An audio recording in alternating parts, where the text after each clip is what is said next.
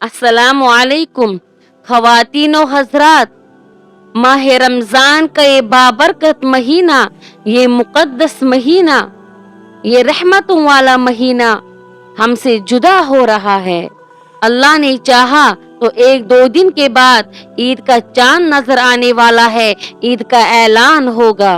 एक तरफ से अल्लाह तबारक व ताला ने रोजे रखने की तौफीक अता फरमाई और दूसरी तरफ से ये खदशा है कि जैसे हमारे रोजे हैं पता नहीं कबूल हुए होंगे या नहीं, लेकिन हमें अपने रब से अच्छी उम्मीद रखनी है कि जो हमने इस माह रमजान मुबारक में टूटी फूटी इबादतें की, टूटे फूटे रोजे रखे, वो अल्लाह तबारक व ताला जरूर कबूल फरमाएंगे। ख़वातीन व हज़रात, हमें अल्लाह तबारक व ताला ने इस माह रमजान में एक सुनहरा मौका अता फरमाया था अपने आप पर गौर फिक्र करने का, अपनी इस्लाह करने का और अपनी तरबियत करने का।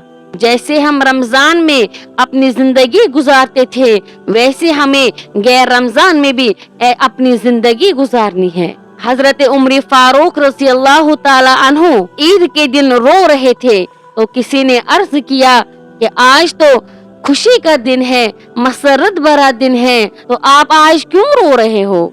हजरत उमर रज़ी अल्लाह ताला अन्हु ने फरमाया कि मुझे नहीं पता कि ये मेरे लिए यौम ईद है या यौम वईद है, कि अगर मेरे रोजे कबूल हुए होंगे तो ये दिन मेरे लिए यौम ईद है, और अगर मेरे रोजे कबूल नहीं हुए होंगे तो फिर ये दिन मेरे लिए यौम वईद है।